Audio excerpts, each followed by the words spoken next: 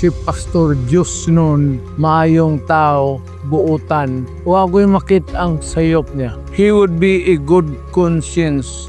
Siya ay pwede makonsensya nga diha sa Senate. Nakulang sila diha og lecture sa unsay tarong, unsay dili.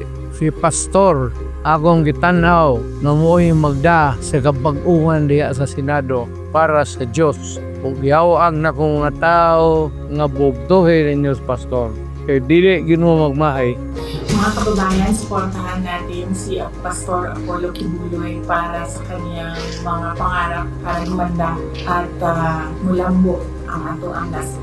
Ayusin natin ang Pilipinas.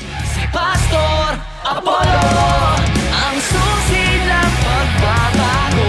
Mawakasan ang problema.